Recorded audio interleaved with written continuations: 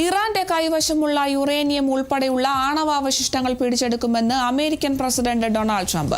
അമേരിക്കയുടെ B-2 bomber വിമാനങ്ങൾ നടത്തിയ സൈനിക നീക്കങ്ങളുടെ ഫലമായി രൂപപ്പെട്ട ഈ ആണവാവശിഷ്ടങ്ങൾ കൈമാറുന്നതിനായി യാതൊരുവിധ പണമിടപാടും നടത്തിയിട്ടില്ലെന്നും അദ്ദേഹം വ്യക്തമാക്കി.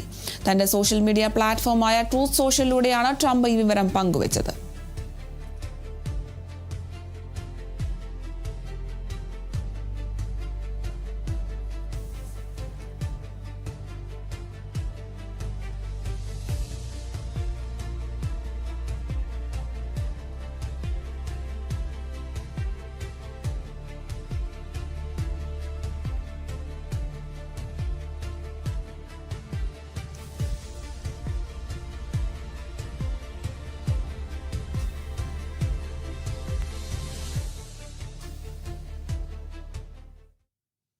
രണ്ട് ഘട്ടങ്ങളിലായി ചേർന്ന പാർലമെന്റ് ബജറ്റ് സമ്മേളനം ഇന്ന് പിരിയും. വനിതാ സംവരണ ബില്ല് ചർച്ച ചെയ്യുന്നതിനാണ് പാർലമെന്റിലെ ഇരുസഭകളും 3 ദിവസത്തെ പ്രത്യേക സിറ്റിംഗ് നടത്തിയത്.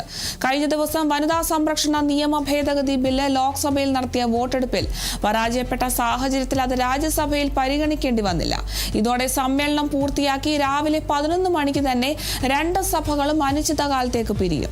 സഭകൾ പിരിഞ്ഞ ശേഷം കേന്ദ്രമന്ത്രി സഭായോഗം പാർലമെന്റ് മന്ദിരത്തിൽ ചേരും. സമ്മേളനത്തിന് മുന്നോടിയായി വനിതാ ബില്ല് പ്രതിപക്ഷം എതിർത്തതിൽ പ്രതിഷേധിച്ച് NDA എംപിമാർ ഇന്നും പാർലമെന്റ് വളപ്പിൽ പ്രതിഷേധം സംഘടിപ്പിക്കും.